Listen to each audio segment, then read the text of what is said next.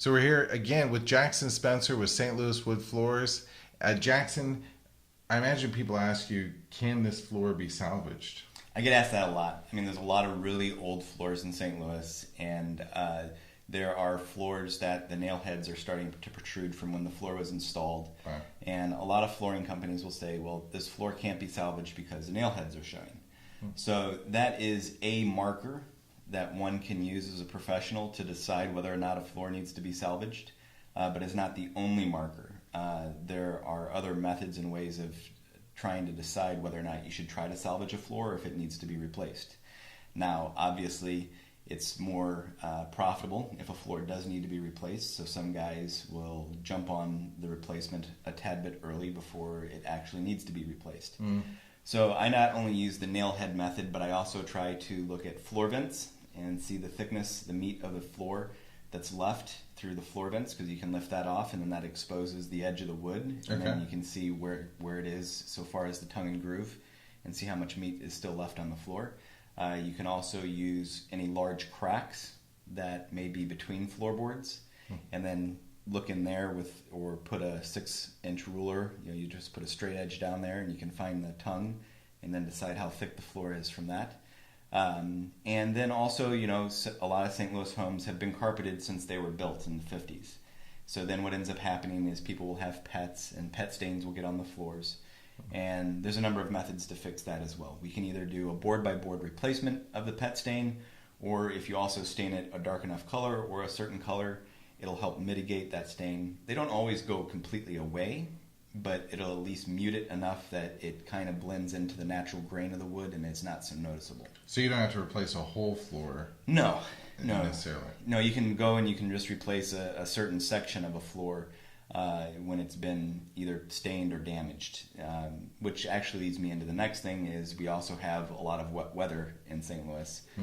And we also are we hit the freeze thaw every year. Right. So pipes tend to break and water can get all over a floor. Well, that can also be remedied just by replacing those boards rather than replacing the whole floor.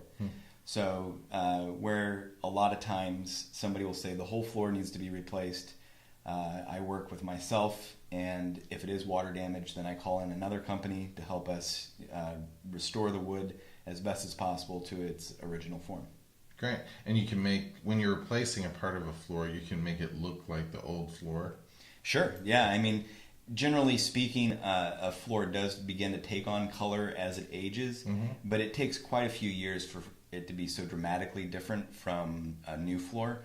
A floor would have to be 60 to 80 years old and would have had to been like in the sun the whole time for it to color so much as to be able to easily differentiate between a new board and an old board.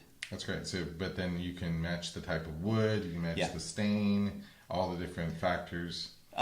Now, when you get into stain, you do at times have to sand and refinish the whole floor, but it's a much less expensive process than having to replace the whole floor and then sand and finish it.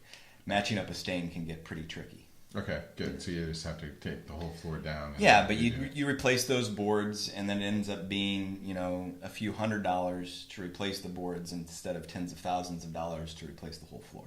That's great. That makes sense. Yeah. So then, with regards to the thickness, how thin does a board need to get? Like, how thin does a floor get before it's gone? Yeah, there's a number of factors that play into that. The age of the house is a big factor because, an old building like your own down here in historic Lafayette actually has a lot of move and give in the building because it's settled so much and things can loosen up. So the floorboards themselves will become loose, which causes play on the tongue and groove, meaning that it wiggles up and down.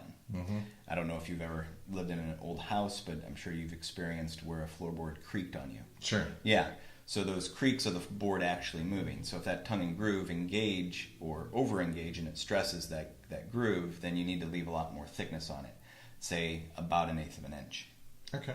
If the floor is tight, you can get it down a little bit below that 1/8 of an inch mark, but you really want to use the 1/8 of an inch to about 3/16 of an inch as your gauge. Before it needs to be replaced. Yeah, exactly. And commonly, are there certain spots that are more worn than others where you might just replace those boards?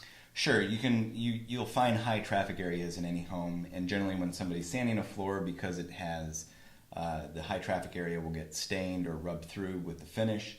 Then, of course, those areas are going to get sanded more, will become thinner. Door jambs and walls also tend to get sanded a little over aggressively, particularly in the earlier years.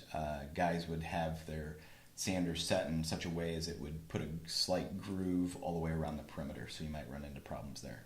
Great. Any other situations where the floor might be salvageable or unsalvageable?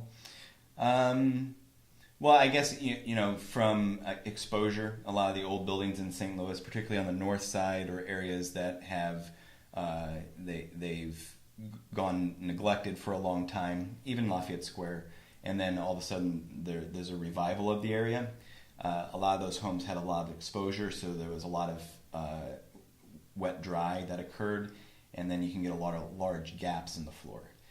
Some people like it, some people don't, so sometimes it's also just dependent upon the person's opinion themselves. If they want a new floor, then of course we can always replace that old floor. Sure. But it's not always necessary due to the age or the exposure of the floor. That's great. It sounds like you do everything you can to salvage it if they want it salvaged. Yeah, I particularly like to keep the historic wood floors of St. Louis historic, just because that way when you have an historic wood floor, it just adds that value to the home. That's great. All right, thanks for joining us. Yeah, no problem.